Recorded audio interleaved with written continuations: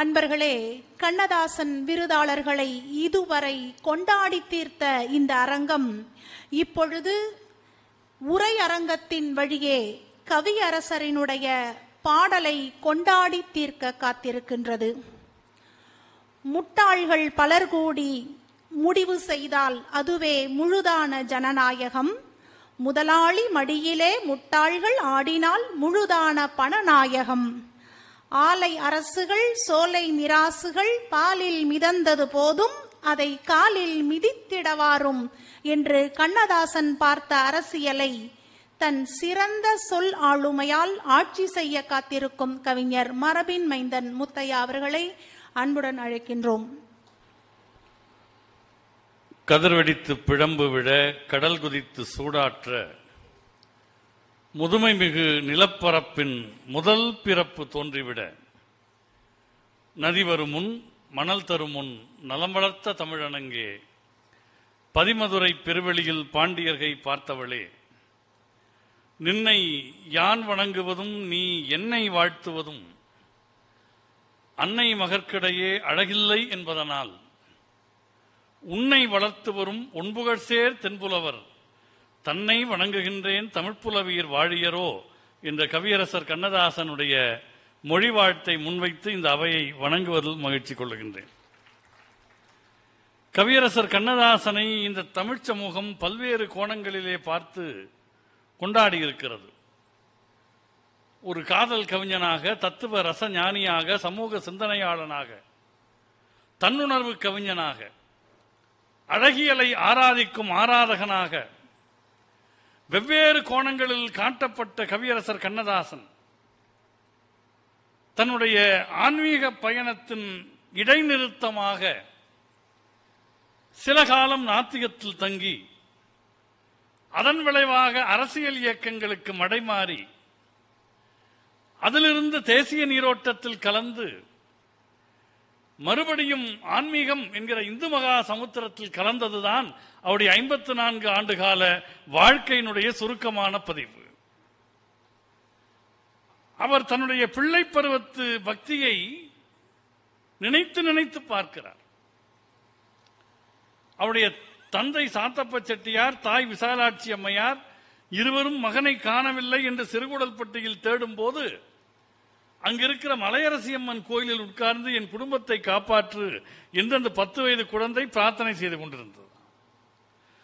10 வயதானதொரு பாலகன் உன் சந்நிதியில் பாடியதும் நினைவில் இல்லையோ, பாதி இரவு ஆனதென தாய்மனது வாடுகையில் பக்தி செய்ய வந்ததில்லையோ, முத்து என இட்ட பெயர் முத்தாக வேண்டும் என முறையீடு செய்ததில்லையோ, முற்றாய் நான் கேட்ட பினும் நற்றாய் நீ தந்த தமிழ் முறையாக வந்ததில்லையோ என்று கவிஞர் பின்னால் பதிவு செய்கிறார். இந்த வாழ்க்கை பயணத்தின் ஆரம்ப புள்ளியிலே இருந்து திரைப்படம் துறையில் நுழைகிற ஒரு விருப்பத்தோடு, அவருடைய முதல் விருப்பம் கூட திரைப்படத்துறை அல்ல, பத்திரிகை துறைதான். அங்கிருந்து அவர் சென்னைக்கு வந்த பிறகு திராவிட இயக்கம் சூழ்கொண்டு வளர்ந்த காலத்தில் அந்த இயக்கத்தினுடைய தலைவர்களோடு கலைத்துறை தொடர்பு காரணமாய் அவருக்கு நட்பு ஏற்படுகிறது. இவர்கள் எல்லோரும் திரையுலகத்தில் நாடகத்தில் இருந்தார்கள், கவிஞரும் அந்த துறைக்குள்ளே இருந்தார், நண்பர்களானார்கள். அதனுடைய விளைவு அவருடைய அரசியல் வாழ்க்கை திராவிட இயக்கத்திலே தொடங்கியது. திராவிட இயக்கத்தில் கவியரசர் கண்ணதாசன் எல்லோருக்கும் தெரிந்தவராக வெளிப்பட்டது அப்போதிருந்த இந்தி எதிர்ப்பு சூழ்நிலையில்.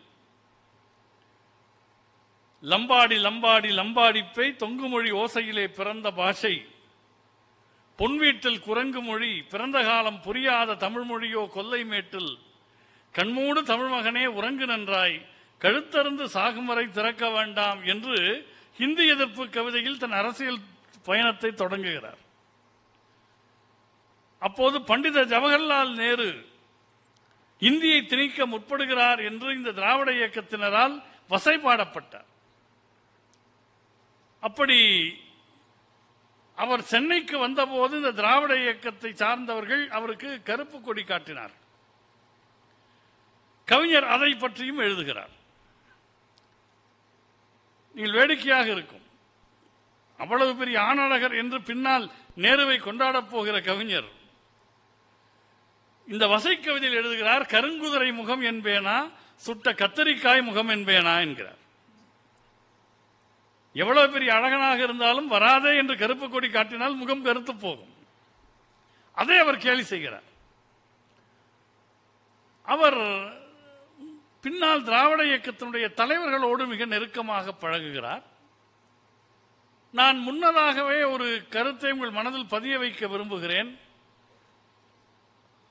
அரசியல் தலைவர்களை பற்றி அவர் ஏளனமாக எழுதியவற்றையெல்லாம் நாம் அவருடைய அரசியல் பார்வைகள் என்று கணக்கில் வைக்க முடியாது. ஏனென்றால் அவர்களோடு இருந்த நட்பின் வெளிப்பாடு, அது உரிமை. இப்ப நீங்க ஒருத்தர் நல்லா நெருங்கி பழகுகிறீர்கள், அவர் வெளியிலே ஒரு பெரிய பிம்பமாக இருக்கிறார், நீங்கள் பக்கத்தில் இருந்து பார்க்கிறீர்கள், அவரை பத்தி தெரியாதா அப்படின்னு சில விஷயங்களை சொல்லுவோம். குழந்தை மனம் கொண்ட கவிஞர் அதை வெளிப்படையாக எழுதினார். ஆனால் அவருடைய அந்த இசைப்பாடல் வசைப்பாடல் இரண்டையும் கழித்து விட்டு பார்த்தால் அவருடைய அரசியல் என்ன என்று நாம் தேடி பார்க்க வேண்டும். அதுதான் கண்ணதாசனின் அரசியலை கண்டுகொள்வதற்கான பாதையாக இருக்கும். எந்த திராவிட இயக்கத்திலே அவர் எழுந்து நின்றாரோ அந்த இயக்கத்தோடும் அவருக்கு முரண்பாடு வருகிறது. ஒரு காலத்தில் அண்ணாவை கொண்டாடியவர் அண்ணாவை விட்டு விலகி சம்பத்தோடு சேர்ந்து தமிழ் தேசிய கட்சி தொடங்குகிறார். அப்போது அவர் எழுதிய கவிதைகள் எல்லாம் காவியங்கள். நான் ஒரு முறை லட்சிய நடிகர் SS ராஜேந்திரன் அவர்களோடு பேசிக் கொண்டிருந்தேன். அவர் அண்ணாவின் பிறந்த நாளைக்கு 50 பவுண்ட் தங்கம் பரிசாக கொடுத்தார். இது எனக்கு எப்படி தெரியும் என்றால் கவியரசர் கண்ணதாசன் கவிதை வழியாக தெரியும். அவர் என்ன எழுதியிருந்தார்? செம்பொன்மணி ஆரத்தோடு செல்வம் பல தரலாம், தம்பிப்படை யாவும் பல தங்கத்திரள் தரலாம், நம்பித்தமிழ் முறைபாடிடும் நலமே நிறை அண்ணன் தெம்புக்கது குறைவே அவர் திறனுக்கது சிறிதே என்று எழுதியிருந்தார். ஆனால் தமிழ் தேசிய கட்சி தொடங்கிய பிறகு திராவிட நாடு கொள்கையை திராவிட இயக்கம் கைவிட்ட போது அதற்கு ஒரு வெற்றி விழா கவியரங்கத்தை கண்ணதாசன் நடத்தினார். தேசிய அளவில் ஒரு இயக்கம் நிலை பெற்று நிற்க வேண்டும் என்றால் பிரிவினைவாதம் கூடாது என்பதற்காக இந்த கொள்கையை கைவிடுகிறேன் என்று அந்த இயக்கம் சொன்னபோது அதை அவர் கேலி செய்து பாடுகிறார். இதை நாங்கள் முன்பே சொன்னோம். ஆனால் அண்ணா அப்போது சொன்னார், கண்ணதாசனும் ஈவேக்கி சம்பத்தும் போய் தனியாக தமிழ் தேசிய கட்சி தொடங்கிய போது திண்ணையிலே படுத்தாவது திராவிட நாட்டை காண்போம், கண்ணதாசன் சம்பத்தை போல் வெளியேற மாட்டோம் என்று அண்ணா சொன்னார். பிற்காலத்தில் அந்த கொள்கை கைவிட போட்ட போது கண்ணதாசன் எழுதினார், திண்ணையிலே காண்போம் திராவிட நாடு என்றாரே, திண்ணையிலே காண்பதற்கு திராவிட நாடு என்பது என்ன, தொன்னையிலே நெய்யா, சோற்று புலிக்குழம்பா, போட்டு புரட்டி பொழுதை செலவழிக்கும் சீட்டு விளையாட்டா என்று கேலி பேசினார். அண்ணா இடத்தில் போய் பல பேர் அதை பற்றி வருத்தப்பட்டிருக்கிறார்கள். சிலர் அதே பாணியில் பதில் சொல்ல முற்பட்டிருக்கிறார்கள். அப்போது அண்ணா சொன்னாராம், அவனை போல் எழுத உங்களுக்கு எல்லாம் வராத, அந்த முயற்சியை கைவிட்டு விடுங்கள் என்று அண்ணா சொன்னார் என்று எழுதப்பட்டிருக்கிறது. அப்போதுதான் அந்த கொள்கையை விட்டதை பற்றி அவர் கேலி பேசுகிறார். அந்த இயக்கம் நிற்க வேண்டும், அது ஒரு சட்ட ரீதியான தேவை என்பதற்காக அந்த கொள்கையை கடந்து போகிறோம், ஆனால் அந்த காரணங்கள் அப்படியே இருக்கிறது என்று அண்ணா சொன்னார். கண்ணதாசன் கேட்கிறார், இயக்கத்தை காப்பாற்ற அந்த கொள்கையை விட்டேன் என்று சொல்லுகிறார்களே, உடல் அழகை காப்பாற்ற உயிரை விட்டேன், உரல் அழகை காப்பாற்ற உலக்கை விட்டேன், படையழகை காப்பாற்ற பகையை விட்டேன், பாத்திரத்தை காப்பாற்ற பாலை விட்டேன், கடையழகை காப்பாற்ற சரக்கை விட்டேன், கவியழகை காப்பாற்ற கருத்தை விட்டேன், குடையழகை காப்பாற்ற மழையின் போது குடைக்கே நான் குடையாகி குனிந்து சென்றேன் என்று சொன்னது போல் அல்லவா இருக்கிறது என்று எழுதுகிறார். அவர் எழுதிய இந்த மொழிகள் யாரை எதிர்த்து எழுதினாரோ அவர்களும் ரசிக்கிற விதமாக இருந்தது. அதன் பிறகுதான் அண்ணா அவர்கள் ஒரு நாள் என்னை வந்து பார் என்று சொல்லுகிறார். அப்பொழுது அண்ணா முதலமைச்சராகி விடுகிறார். கவியரசர் கண்ணதாசன் சொல்லுவார், என்னுடைய பெரிய ராசி என்னவென்றால் ஒரு கட்சிக்காக உழைப்பேன், அது வளர வேண்டும் என்று பாடுபடுவேன், அவள் ஜெயித்து ஆட்சிக்கு வருகிற போது நான் எதிர்கட்சியில் இருப்பேன். வெற்றி வரும் வேளையில் களத்தை விட்டு ஓடிடும் வீரனை கண்டதுண்டா, விருது வரும் நேரத்தில் விழிதுயில் கொண்டிடும் வேந்தனை பார்த்ததுண்டான். இது நடந்தது அவர் வாழ்க்கையில். ராமன் என்பது கங்கை நதி, இயேசு என்பது பொன்னி நதி, அல்லாஹ் என்பது சிந்து நதிங்கிற பாட்டுக்காக தேசிய ஒருமைப்பாட்டுக்கான தேசிய விருது கவிஞருக்கு அறிவிக்கப்பட்டது. ஜனாதிபதியிடம் அந்த விருதை வாங்குவதற்காக டெல்லிக்கு போனார். அசோகா ஹோட்டலில் படுத்தவர் உறங்கிவிட்டார். கதவை தட்டினால் எழவில்லை. அவர் அண்ணன் சீனிவாசன் போய் வாங்கி கொண்டு வந்தார் விருதை. அதைத்தான் சொல்லுகிறார், விருது பெறும் நேரத்தில் விழிதொயில் கொண்டிடும் வேந்தனை பார்த்ததுண்டா, குற்றம் இவை யாவையும் குணமாக கொண்டவன் குலம் என்ன கூறுமையிலே என்று தன்னை பற்றி எழுதுகிறார். அதன் பிறகு அவருடைய பார்வை திராவிட இயக்கத்திலிருந்து மாறுகிறது. எந்த நேருவை கத்தரிக்காய் முகம் சுட்ட கருங்கதிரை முகம் சுட்ட கத்தரிக்காய் முகம் என்று எழுதினாரோ, அந்த நேரு தமிழ்நாடு வந்தபோது ஒரு அருமையான வாழ்த்து கவிதையை எழுதி அதை மண்டபத்திலே வாசித்து அதன் ஆங்கில மொழிபெயர்ப்பை நேருவிடத்திலே கொடுக்கிறார். நேரு அதை வாங்கி தன்னுடைய ஷெர்வானியில் பத்திரப்படுத்திக் கொள்ளுகிறார். சில மாதங்கள் போகின்றன. நேரு மறைந்து போகிறார். கவியரசனுடைய அப்போதைய உதவியாளர் தமிழ்பித்தன் பாட்டுக்குயில் கண்ணதாசன் என்ற நூலில் எழுதுகிறார். நான் 9ஆம் வகுப்பு படிக்கிற போது முதலில் படித்த புத்தகம் கண்ணதாசனை பற்றிய புத்தகம் பாட்டுக்குயில் கண்ணதாசன். கதவை சார்த்தி கொண்டு செட்டிநாட்டு பெண்களைப் போல ஒப்பாரி வைத்து அழுதார் கண்ணதாசன் என்று எழுதுகிறார் அவருடைய உதவியாளர். அந்த கவிதையை எழுதி கொடுத்தாரே, அந்த அனுபவத்தை அவர் சொல்லுகிறார். நான் எப்படி தெரியுமா நேருவை பற்றி எழுதினேன்? எப்படி ஆண்டாள் நாச்சியார் ஒவ்வொரு மாலையாக எடுத்து இது அரங்கனுக்கு பொருந்துமா என்று தனக்கு சூடி சூடி பார்த்தாலோ அதுபோல் நான் ஒவ்வொரு சொல்லாக தேர்ந்தெடுத்தேன். சூடி கொடுத்த சுடற்கொடி போல் பாட்டு பாடிக் கொடுத்தேன். பண்டிதனின் கால் தொட்டேன். கன்னியரின் தோள் தொட்ட போதும் தோன்றாத சுகம் அவன் கால் தொட்ட போது கண்டேன், களி கூர்ந்தேன் என்று கவியரசர் எழுதினார். நண்பர்களே, நேரு மறைந்த போது கவிஞர் எழுதிய வரிகள் எல்லாம் கையறு நிலை கவிதைகளுடைய உச்சம். சாவே உனக்கு ஒரு நாள் சாவு வந்து சேராதோ, சஞ்சலமே நீயும் ஒரு சஞ்சலத்தை காணாயோ, தீயே உனக்கு ஒரு நாள் தீமூட்டி பாரோமோ, தெய்வமே உன்னையும் நாம் தேம்பியட வையோமோ என்று எழுதினார். அதில் நேருவினுடைய சில நுட்பமான குணங்களை எல்லாம் அரிசீர் விருத்தத்தில் அவர் பதிவு செய்கிறார். நேரு என்ன பண்ணுவாரா, அவர் டெல்லியில கார்ல போறப்ப யாராவது ஓரத்தில் நிமிடி தலையாட்டினாங்கன்னா அவங்கள பார்த்து கையாட்டுவாராம். இது அவர் எழுதுறார்.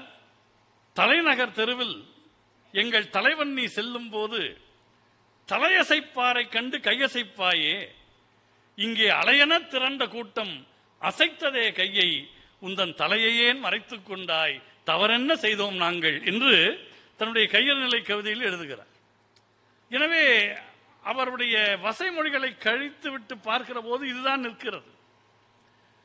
அடுத்து அவருடைய பார்வை எங்கெங்கெல்லாம் பதிந்தது என்று பார்த்தால், நேருவை ஆராதித்தது போல் நேருவினுடைய வழியிலே வந்த லால் பகதூர் சாஸ்திரியை அவர் கொண்டாடுகிறார்.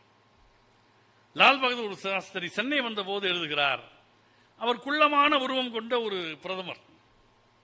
அறிவே வருக, அனலே வருக, அமைதி புனலே தெளிவே வருக, உருவில் சிறிதாய் உரத்தில் பெரிதாய் உடைவாள் எடுத்த உயிரே வருக என்று தொடங்கிவிட்டு யுத்தத்திலே சாஸ்திரி வெற்றி காண்பித்து ஒரு குறிப்பு எழுதுகிறார். நாலடி உரு என நகைத்த சூரனை வேலடி அடித்த வேலவா வருக என்று அர்ஜுன சாஸ்திரியை அளிக்கிறார். பாரதிக்கு பின்னால் தேச உணர்வு கவிதைகளை, நம் நாடி நரம்புகளை சுண்டி எழுப்பக்கூடிய கவிதைகளை அரசியல் தளத்திலே நின்று பாடியவர் கவியரசர் கண்ணதாசன். நம்முடைய விழா தலைவர் அவர்கள் ஒரு கட்டிடக்கலை வல்லுநர். அந்த தளத்தில் நின்றே கண்ணதாசனை பேசினார். அவங்களாம் தளத்தில் தான் நிற்பார்கள். முதல் தளம், 2ஆம் தளம், 3ஆம் தளம். அதனால் அது பொருத்தம்தான். கண்ணதாசன் விடுதலை பெற்ற இந்தியாவையே ஒரு மாளிகையாக கட்டமைக்கிறார். அது சுதந்திரம் 25 வருஷம் ஆச்சு. அப்போ ஒவ்வொருத்தங்களுக்கும் ஒவ்வொரு தலைப்பு கொடுக்கிறார்கள். ஒருத்தருக்கு காந்திஜி, ஒருத்தருக்கு நேருஜி, ஒருத்தருக்கு வஉசி, ஒருத்தருக்கு பாரதி. கண்ணதாசனுக்கு கவியரங்கத்தில் தரப்பட்ட தலைப்பு பெயர் தெரியாத தியாகிகள். இப்ப பெயர் தெரியாத தியாகிகளை பாடணும். அப்ப என்ன பண்றார், இந்தியாவை ஒரு பெரிய சுதந்திர மாளிகையாக கற்பனை செய்கிறார். இன்றிங்கே வானுயர எழுந்திருக்கும் மாளிகைக்கு தன்னெலும்பை தந்தவர்கள், சதை ரத்தம் கொடுத்தவர்கள், அஸ்திவாரங்கள் என் அடியினிலே தொங்குகிறார். இந்த பெயர் தெரிந்த தியாகிகள்லாம் யாரு? வெளியில தெரியுறாங்க. மாளிகைக்கு மையிடுவோம், மாணிக்க கதவிடுவோம், ஆங்காங்கே ஓவியங்கள் அழகழகாய் தீட்டி வைப்போம், கண்ணாடி பதித்திருப்போம், கலைவிளக்கும் ஏற்றி வைப்போம், முன்னாலே முகப்படுத்து முத்துப்போல் பந்தலிட்டு கண்ணாலே பார்த்தாலே கவி பிறக்குமாறு செய்வோம். அத்தனையும் மாளிகைக்கே, அலங்காரம் மாளிகைக்கே. அஸ்திவாரங்களுக்கு அலங்காரம் யார் புரிந்தார்? தாங்குகின்ற பூமி இது, தாங்கியதே நம்மை என்று தங்கப்பாவாடை கட்டி தளதளக்க பார்த்தோமா? மண் தானே மண் என்று மாறி மிதித்திருப்போம். அப்படித்தான் அரசியலின் அடிப்படையாய் நின்றவரும் செப்பரிய பேர் கூட தெரியாமல் தூங்குகிறார். தாயார் அழுதிருப்பார், தம்பியர் துடித்திருப்பார், வாயார முத்தமிட்ட மனையாளும் வாய்ந்திருப்பாள். நாடே அழவேண்டும் நல்லவர்கள் செத்ததற்கு, யாரே அழுதார்கள் அஸ்திவாரங்களுக்கு என்று கேட்டார். எனவே கவியரசரனுடைய இந்த ஓட்டம் இருக்கிறது. அவர் யாரை திட்டி எழுதினாலும் சரி, பாராட்டி எழுதினாலும் சரி, அந்த கவிதையில் இருக்கிற அந்த ஓட்டம் வேறு எந்த கவிஞனுக்கும் வாய்க்காத ஒரு வரம். நீங்கள் ஒரு முறை வாசித்தால் மனப்பாடம் ஆகிவிடும். அது அவருடைய கவிதையின் பெரிய பலம். நீங்கள் நேரு மறைந்த பிறகு சாஸ்திரியை பிரதமராக கொண்டு வர வேண்டும் என்று காமராஜர் முடிவு செய்கிறார். பொதுவாகவே ஒரு ஆட்சியினுடைய காலம் முடிந்து அல்லது ஒரு பெரிய தலைவர் மறைந்தால் என்னென்ன செய்திகளை எல்லாம் பத்திரிகையாளர்கள் பரப்புவார்கள் என்பதை கண்ணதாசன் அன்றைக்கே எழுதினார். அவ்வளவுதான், இது முடிந்து விட்டது, இந்த காட்சி ஒழிந்து விட்டது, கொஞ்சம் வாக்கு குறைந்தாலே எழுதுவார்களாம். கண்ணதாசன் சொல்லுகிறார், என்னவெல்லாம் எழுதினார்கள். மாளவியா முழங்குகிறார், ஜெகஜீவன் தனக்கில்லா மீசையினை முறுக்குகிறார், தங்கத்தின் விலை குறைத்த தேசாய் பொங்குகிறார், மேனன் கிளம்புகிறார் என்றெல்லாம் வதந்திக்கு தந்தி கொடுப்பவர்கள், ஏட்டு சுதந்திரத்தில் நீட்டிப்படுத்தவர்கள் பேசினார். அந்த பேச்சுக்கே மக்கள் எல்லாம் கூசினார், கூனி குறுகினார். அப்போது தமிழ்நாட்டில் ஒரு தலைவர் எழுந்தாராம். கவிஞர் சொல்லுகிறார், வெட்டவெளி வானத்தே விடிவெள்ளி பூத்ததம்மா, வெள்ளருக்கங் காற்றினிலே முல்லை மலர் மலர்ந்ததம்மா, பட்டு போகாமல் பாரதத்தை காப்பதற்கு பாலே மழையாக பாரதத்தில் வீழ்ந்ததம்மா, நின்றான் ஒருவன் நிறத்திலே கண்ணனவன், முழந்துண்டு சட்டைக்கும் முதலில்லா தொழிலாளி, பழனிமலை ஆண்டிக்கு பக்கத்தில் குடியிருப்போன், இல்லாளும் இல்லான் இல்லையெனும் ஏக்கமிலான், அரசியலை காதலுக்கு அர்ப்பணித்தோர் மத்தியிலே காதலையே அரசியலில் கரைத்துவிட்ட கங்கையவன் என்று காமராஜரை முன்னிறுத்துகிறார். காமராஜர் வந்தாராம். அவர் வந்து டெல்லியில் இறங்கிய போது யாரெல்லாம் வந்தார்கள் என்று கேட்டால் கண்ணதாசன் சொல்லுகிறார், பாராளுமன்றமே பக்கத்தில் வந்ததம்மா. லால் பகதூர் தான் நாட்டின் தலைவர் என்றான். 560 பேர் ஆம் என்றார். காத்திருந்த தோல் பகதூர் எல்லாம் சுருண்டு படுத்து விட்டார் என்று கண்ணதாசன் எழுதுகிறார். அந்த காலத்தில் தேசிய அளவில் காமராஜர் எப்படி எழுந்து நின்றார் என்பதற்கு காவியம் போன்ற வரிகளால் அதை சரித்திரமாக்கிய பெருமை கவியரசர் கண்ணதாசனைத்தான் சேரும். அப்பொழுது இருந்த அந்த ஸ்ட்ரக்சர் ஆஃப் தி கண்ட்ரி, தலைவர்களுடைய கட்டமைப்பும் கூட்டமைப்பும், அதை மகாபாரத பாண்டவர் சேனையோடு கண்ணதாசன் ஒப்பிடுகிறார். அவர் சொல்லுகிறார், இங்கே பாருங்கள் தருமன், இங்கே பாருங்கள் அர்ஜுனன், இங்கே பாருங்கள் நகுலன் என்று நம் தலைவர்களை காட்டுகிறார். அது எப்படி? தருமனை போல் ஒரு ஜனாதிபதியை தந்து வளர்த்த தாயவள் இல்லையோ, பாரத மாதாவை சொல்லுகிறார். தருமனை போல் ஒரு ஜனாதிபதியை தந்து வளர்த்த தாயவள் இல்லையோ, அர்ஜுன சாஸ்திரி அளித்தவள் இல்லையோ, பீமன் சவானை பெற்றவள் இல்லையோ, நகுலனை போல் ஒரு நந்தா இல்லையோ, சகாதேவன் நிகர் சாக்லா இல்லையோ, இத்தனை படையையும் இயக்கும் சக்தியாம் கண்ணனை போல் ஒரு காமராஜ் இல்லையோ என்று கவிஞர் கேட்டார். அவர் முன்னிறுத்தி அந்த காட்சி எவ்வளவு ஒரு நம்பிக்கையை, எவ்வளவு ஒரு பிரம்மாண்டத்தை, தேசம் சார்ந்த ஒரு பெரும் நம்பிக்கை அந்த வரிகள் அப்பொழுது ஏற்படுத்தின. இதை ஏற்றில் எழுதியதோடு மேடைகள் தோறும் முழங்கினார். அவருடைய அந்த டிரான்சிஷன் அதெல்லாம் நமக்கு தெரியும். திராவிட இயக்கத்தில் இருந்து காமராஜரை நோக்கி போகிற போது அவர் எழுதிய திரைப்பாடல் நமக்கு எல்லாம் தெரியும். சிவகாமி மகனிடம் சேதி சொல்லடி, அவனை சேரும் நாள் பார்க்க சொல்லடி. அதில் கூட அங்கே காங்கிரஸ்ல நிறைய கோஷ்டி இருக்கும். அதனால ரொம்ப தெளிவா சொல்றார், வேறு எவரோடும் நான் பேச வார்த்தை ஏதடிங்கிறார். மற்ற கோஷ்டிக்கெல்லாம் போக மாட்டாராம். வேலன் இல்லாமல் தோகை ஏதடி. அவர் காங்கிரஸ் கட்சியில் இருந்த போது ஒரு முறை திருத்தணி கோயில தரிசனம் பண்ணிட்டு அப்படியே இறங்கி வருகிறார். நவக்கிரக சன்னதி இருக்கிறது. அப்படியே வியந்து போய் பார்ப்பதை போல ஒரு பாவனையில் கவிஞர் நிற்கிறார். கூட வந்தவர் கேட்டாராம், என்னங்க இப்படி பாக்குறீங்க, உங்களுக்கு என்ன நவக்கிரகர் சன்னதி பார்த்தது இல்லையா அப்படின்னு. கவிஞர் கேட்டாரா, இல்ல நவக்கிரக சன்னதியா அது, நான் கூட நம்ம காங்கிரஸ் செயற்குழு கூட்டம் நடக்குதுன்னு நினைச்சேன் அப்படின்னாராம். ஒவ்வொருத்தர்களும் ஒவ்வொரு பக்கமா திரும்பி இருப்பதை பார்த்து விட்டு அப்படி சொன்னார் என்று சொல்லுவார்கள். அதே மாதிரி அவர் யாரையெல்லாம் இடித்து பேசினார்களோ அவர்களுக்கு உரிய மரியாதையை பின்னால் செய்தார். அதை அவரே ஒரு திரைப்பாட்டிலே சொன்னார், மானிட இனத்தை ஆட்டி வைப்பேன், அதை மாண்டு விட்டால் அவரை பாடி வைப்பேன். அது அவருடைய ஒரு இயல்பு. நான் ஒரு உதாரணம் சொல்லுகிறேன். தேசிய அரசியலில் காமராஜர் பக்கத்திலே நின்றதால் அவருக்கு மூதறிஞர் ராஜாஜி மீது ஒரு கோபம் இருந்தது. நேரம் கிடைக்கிற இடத்திலெல்லாம் ராஜாஜியை ஒரு குத்து குத்துவார். ராஜாஜி ஏதாவது அறிக்கை விட்டால் இவர் கவியரங்கத்திலே பாடுவார், வயதான பெரியவர்கள் வம்பு மொழி பேசாதீர், வழிமேல் வழிமாறி வந்த வழி மறவாதீர். அது ரொம்ப கடுமையா சொல்றார். சாய்வு நாற்காலியில் சடலம் தன்னை கிடத்தி ஓய்வெடுத்துக் கொண்டு உள்ள எஜுர் வேதமெல்லாம் பாராயணம் செய்தால் பரகதிக்கு நல்ல வழி என்று அறிவுரை சொல்லுகிறார். ஆனால் ராஜாஜி மறைந்த போது ஒரு அற்புதமான இரங்கல் கவிதையை கவிஞர் எழுதுவதை நாம் பார்க்கிறேன். அவர் சொல்லுகிறார், வையத்துள் வாழ்வாங்கு வாழ்பவனை கொண்டு இடைபோடுகின்ற மனிதா, இந்த வையத்தில் ராஜாஜி வாழ்க்கைக்கு நிகராக இன்னும் ஒரு வாழ்க்கை உள்ளதா? ஊராண்டு நூறாண்டு உயர்வான மேதைகளின் உள்ளத்தை ஆண்ட மனிதன், உயர்வான மனமாண்டு ஒரு 95 ஆண்டு உலகத்தில் வாழ்ந்த அறிஞன் என்று ராஜாஜியை போற்றுகிறார். மானிட இனத்தை ஆட்டி வைப்பேன், அவர் மாண்டு விட்டால் அதை பாடி வைப்பேன் என்பதற்கு இது ஒரு அற்புதமான இயல்வரையறையாக தோன்றுகிறது. அண்ணாவோடு முரண்பட்டார். திராவிட இயக்கத்தை விட்டு அவர் வெளியேறிய பிறகு அண்ணா எழுதினார், கண்ணதாசன் வெளியேறிவிட்டதாக சொல்லுகிறார்கள், அவர் எங்கிருந்தாலும் வாழ்க என்கிறார். அதையே பல்லவியாக்கி ஒரு சிறு திரைப்பட பாட்டு எழுதினார், எங்கிருந்தாலும் வாழ்க இதயம் அமைதியில் வாழ்கன்னு எழுதினார். அண்ணா மறுபடியும் அவருக்கு உடல்நலக் குறைவால் சிகிச்சை பெற்று திரும்புகிற போதுதான் நலந்தானா என்கிற பாட்டை எழுதினார். அதுகூட அண்ணாவுக்கு அறுவை சிகிச்சை நடந்தது என்பதை அந்த பழைய உள்ளம் தாங்கவில்லை. கண்பட்டதால் உந்தன் மேனியிலே புண்பட்டதோ அதை நான் அறியேன், புண்பட்ட செய்தியை கேட்டவுடன் இந்த பெண்பட்ட பாட்டை யார் அறிவார் என்று நாயகி பாவத்திலே எழுதினார். எல்லாவற்றையும் விட அண்ணா மறைந்த பிறகு நீண்ட காலத்திற்கு பிறகு தன்னுடைய மறைவை எண்ணி பார்க்கிறார் கவிஞர்.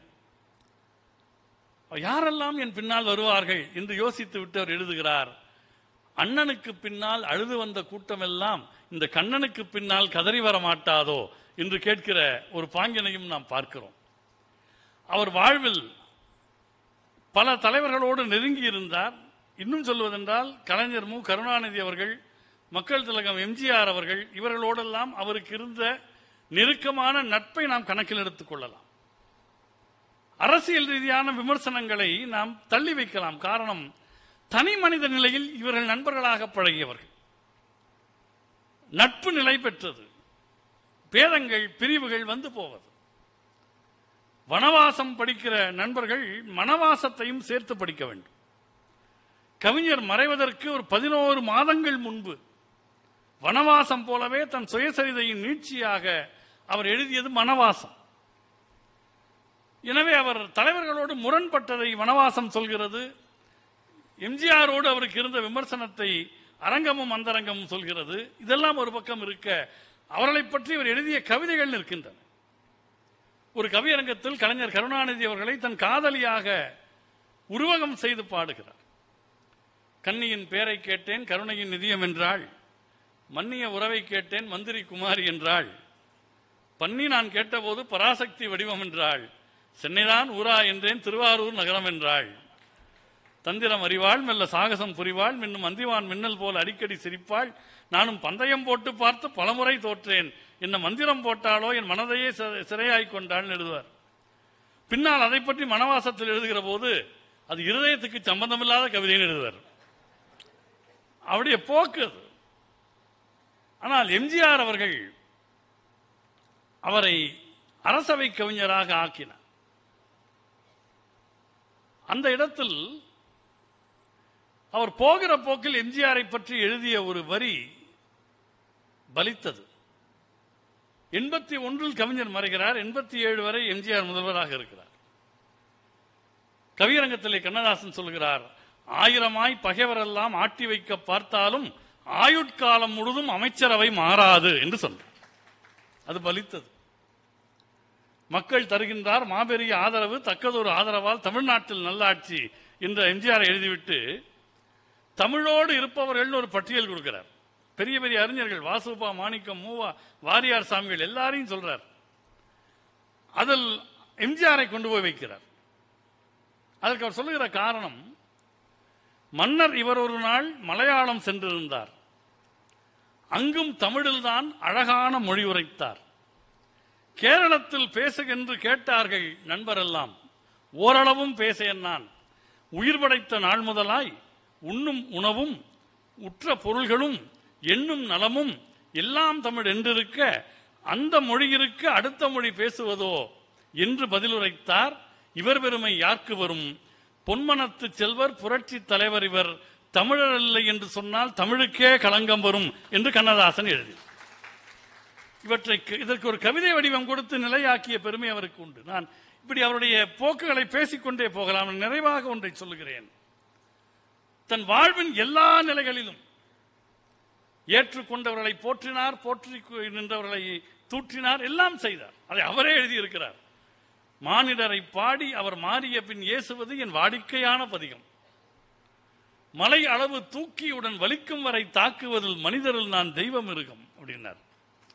அவர்கிட்ட கேட்டார்கள், ஏன் இப்படி மாறிக்கொண்டே இருக்கிறீர்கள்? அவர் சொன்னார், நான் மாறவில்லை, என் தலைவர்கள் மாறிக்கொண்டிருக்கிறார்கள். அது ரெண்டு அர்த்தம். அவங்களுடைய பொதுநல நோக்கம் சுயநல நோக்கமாக மாறுகிற போது அவர்களை விட்டு நான் வெளியே வருகிறேன் என்றார். ஆனால் தன் வாழ்வின் கடைசி வரை அவரால் எதிர்க்க முடியாத ஒரு தலைவராக திகழ்ந்தவர் பெருந்தலைவர் காமராஜர் மட்டும்தான். இதுக்கு நான் ஒரு சான்று சொல்லி என்னுடைய உரையை நிறைவு செய்கிறேன். ஸ்தாபன காங்கிரஸ், இந்திரா காங்கிரஸ் என்று இரண்டாக பிரிகிறது காங்கிரஸ் பேரியக்கம். ஸ்தாபன காங்கிரஸில் காமராஜருடைய ஆதரவாக அறியப்பட்டவர் கவியரசர் கண்ணதாசன். நீங்கள் கண்ணதாசனுடைய அரசியல் பார்வையை தெரிந்து கொள்வதற்கு 3 உரைநடை நூல்களை படிக்க நான் கவிதைகளிலிருந்து மேற்கோள் காட்டியிருக்கிறேன். ஒன்று வனவாசம், இன்னொன்று மனவாசம், இன்னொன்று நான் பார்த்த அரசியல் தலைவர்கள். இது 3ஐயும் நீங்கள் படிக்க வேண்டும். அதில் 2 நூல்கள் தான் இங்கே இருக்கின்றன. அரசியல் தலைவர்கள் இப்பொழுது அச்சில் இல்லை. அதில் அவர் காமராஜரை பற்றி எங்கே சொல்லுகிறார் என்றால், இந்திரா காங்கிரசுக்கு போன பிறகு சொல்லுகிறார். இந்திரா காங்கிரஸில் இருந்தவர்கள் எல்லாம் காமராஜரை கொஞ்சம் இழித்தும் படித்தும் பேசுகிறார்கள். ஆனால் கண்ணதாசன் வேறொரு திட்டம் சொல்லுகிறார். உங்கள் கட்சி உருப்பட வேண்டும் என்றால் மறுபடியும் காமராஜரை இங்கே கொண்டு வாருங்கள் என்கிறார். அதற்கு ஒரு அழகான கவிதை அவர் எழுதுகிறார். இந்திராவின் பெயரால் தோன்றிய இந்திரா காங்கிரஸ் என்பது அன்னை கோயிலாம். இவர் சொல்லுகிறார், அந்த மனிதனை அடையுங்கள், உங்கள் அன்னை கோயிலுக்கு அவன் ஒரு கோபுரம் என்று சொல்லுகிறார். முன்னம் உலகின் முடியுடை மன்னன் தன்னன் தனிமையில் தவம் புரிகின்றான். அந்த மனிதனை அடையுங்கள், உங்கள் அன்னை கோயிலுக்கு அவன் ஒரு கோபுரம். அவனால் இன்னும் ஆவன கோடி, அவனை நம்புவோர் 1000 வண்டினம் முரள மயங்கும் பொய்கையின், அழகு பாருங்க, வண்டிலம் முரள மயங்கும் பொய்கையின் வெண்தாமரையை வேறறுக்காதீர். குற்றம் நாடி குணமும் நாடிடில் குற்றம் 10 குணமோர் 1000. காமராஜரிடம் 1000 நல்ல குணங்கள் இருக்கின்றன. ஏதோ 10 குறைகளுக்காக வெறுக்காதீர்கள். நல்லோர் மேலோர் நன்றியை மறவார், வல்லான் வீட்டு வாசல் தட்டுக. அங்க போய் கூட்டிட்டு வாங்கிறார். அதாவது அவர் என்ன சொல்றார், உங்களை ஏசி இருக்கிறார், பேசி இருக்கிறார், திட்டிருக்கிறார், எல்லாம் சரிதான். தந்தை ஒரு நாள் தடியால் அடிப்பினும் தந்தை தந்தையே. அப்பா நிலையிலிருந்து உங்களை திட்டுறார். தந்தை ஒரு நாள் தடியால் அடிப்பினும் தந்தை தந்தையே, தழுவுவான் மறுநாள் அந்த மனிதனை அடையுங்கள் உங்கள் அடுத்த கட்டத்தை அழகுற நடத்த என்று அறிவுரை சொல்லுகிற அளவிற்கு காலம் முழுக்க அவரால் மறக்க முடியாத தலைவராக பெருந்தலைவர் காமராஜர் விளங்கினார். அவர் தன்னுடைய வாழ்க்கையின் வாக்குமூலமாக ஒன்றை சொன்னார். சில காலம் நாத்திகத்தில் இருந்ததை அவர் தன் கவிதையில் இப்படி எழுதுகிறார். நல்லறிவை உந்தனருள் தந்ததனை எண்ணாமல் நாத்திகம் பேசி நின்றேன். நடைபயிலும் சிறுவன் ஒரு கடை வைத்த பாவனையில் நான் புறம் முழக்கி வந்தேன். கல்வி அறிவு அற்றதொரு பிள்ளையிடம் நீ கொடுத்த கடலையும் வற்றவிட்டேன். கருணைமையிலே உன் நினைவு வர கண்டதன் பின் கடலையும் மீறி நின்றேன் என்று அவர் எழுதினார். அப்படி கடலையும் மீறிய ஒரு கவிஞனாக நம் காலத்தில் நம் கண்முன் நடமாடிய ஒரு கவி ஞானியாக விளங்கிய கவியரசர் கண்ணதாசனுடைய புகழ் வாழ்க என்று சொல்லி விடைபெறுகிறேன். நன்றி, வணக்கம்.